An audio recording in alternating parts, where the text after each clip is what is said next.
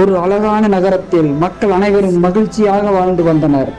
அதில் ஒரு அழகான மகிழ்ச்சியான குடும்பமாக குரு அவருடைய மனைவி காமாட்சி குடும்பம் வாழ்ந்து வந்தனர். அவர்களுக்கு 2 குழந்தைகள், ஒரு பெண் குழந்தை, ஒரு ஆண் குழந்தை. ஒரு பெண் பெயர் சுதா, மூத்தவள் காலேஜில் முதல்வரிடம் படித்து வருகிறாள். ஆண் பெயர் கார்த்தி, இளையவன் பள்ளி 11ஆம் வகுப்பு படித்து வருகிறான். இவர்களுடைய அப்பா குரு ஒரு தனியார் கம்பெனியில் நல்ல சம்பளத்தில் வேலை பார்த்து வருகிறார். இவர்களுடைய அம்மா குடும்ப மனைவி வீட்டில் தான் இருக்கிறார். இப்படியாக இவர்கள் குடும்பம் மகிழ்ச்சியாக வாழ்ந்து வருகிறது.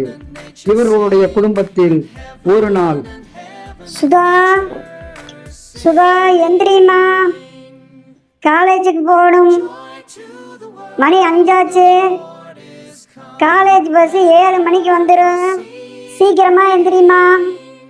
சரிம்மா, நான் எந்திரிச்சிட்டேன். சாப்பாடு செஞ்சாச்சா? அம்மா அம்மா, சாப்பாடு செஞ்சாச்சா? செஞ்சுட்டே இருக்கேன்டா, ஆயிடும். நீ போய் முதல்ல குளிச்சுட்டு ட்ரெஸ் போட்டு வா, அதுக்குள்ள சாப்பாடு ரெடி ஆயிடும். போ, சீக்கிரமா குளிச்சு ட்ரெஸ் போட்டு வா. ஓகேம்மா, நான் போய் குளிச்சுட்டு வரேன். ஏப்பா கார்த்தி, நீ என்னாச்சு? நீ எந்திரிக்கலையா? உனக்கு இன்னும் ஸ்கூலுக்கு லேட் ஆகலையா? கார்த்தி எந்திரிப்பா. அம்மா, எனக்கு ஸ்கூல் 9 மணிக்கு தான்மா. நான் இன்னும் கொஞ்ச நேரம் தூங்குறேம்மா, விடுமா. தம்பி, காலையில கொஞ்சம் நேரத்துல எந்திரிச்சு பழகுங்கப்பா. அம்மா, நான் குளிச்சு ரெடி ஆயிட்டேன். ஓகேம்மா, சாப்பாடு ரெடி ஆயிடுச்சு, வந்து சாப்பிடு. அம்மா, நான் சாப்பிட்டேன், காலேஜுக்கு போயிட்டு வரேன். ஓகே, பாய்மா. தம்பி, என்ன பஸ் ஸ்டாப் வரைக்கும் கொண்டு வந்துடுறா. ஓகேக்கா. அம்மா, நானும் குளிச்சுட்டு வந்துடுறேன். சரிப்பா, நான் குளிச்சு ரெடி ஆயிட்டேன். ஓகே, வந்து சாப்பிட்டு கிளம்புப்பா ஸ்கூலுக்கு. ஓகேம்மா, நான் ஸ்கூலுக்கு கிளம்புறேம்மா. ஓகேப்பா, அப்பாட்ட சொல்லிட்டு போப்பா. அப்பா, நான் ஸ்கூலுக்கு போயிட்டு வரேன்ப்பா. ஓகேப்பா, பார்த்து போயிட்டு வாப்பா. ஏங்க, நீங்க கிளம்பலையா? உங்களுக்கு ஆபீஸ்க்கு லேட் ஆகலையா? போங்க, போய் குளிச்சுட்டு ரெடியாங்க. ஓகேம்மா, ஓகே ஓகே, நான் ரெடி ஆயிட்டேன். இதை ரெடி ஆகிறேன். காமாட்சி, நான் குளிச்சு ரெடி ஆயிட்டேன். சாப்பாடு எடுத்துவே. ஓகே, இதோ எடுத்து வரேங்க. ஓகே காமாட்சி, நான் சாப்பிட்டேன், ஆபீஸு கிளம்புறேன். பாய். ஓகே, பாய்ங்க.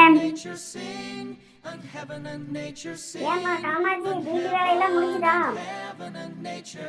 ஒரு வழியா முடிஞ்சதுங்கக்கா. பையனை ஸ்கூலுக்கு அனுப்பிச்சாச்சு, பாப்பாவை காலேஜுக்கு அனுப்பிச்சாச்சு, அவர் ஆபீஸ்க்கு அனுப்பிச்சாச்சு. இப்படியாக இவர்கள் குடும்பம் மகிழ்ச்சியாக சென்று கொண்டிருக்கையில் காமாட்சியின் கணவர் அலுவலகம் செல்லும் வழியில் விபத்துக்குள்ளாகிறார். அந்த விபத்தில் அவருக்கு தலையில் பலமாக அடிபடுகிறது. தலையில் பலமாக அடிபட்டதில் அவருக்கு சில நரம்புகள் பாதிப்படைகிறது. சில நரம்புகள் பாதிப்படைந்ததால் அவரது 2 கைகளும் செயலிழந்து விடுகிறது. இந்நிலையில், டாக்டர், அவர் எப்படி இருக்கார்? அழாதீங்கம்மா, அவர் நல்லா இருக்கார். அவர் உயிருக்கு எந்த ஆபத்தும் இல்லை. தலையில் பலமாக அடிபட்டதில் சில நரம்புகள் பாதிக்கப்பட்டிருக்கு.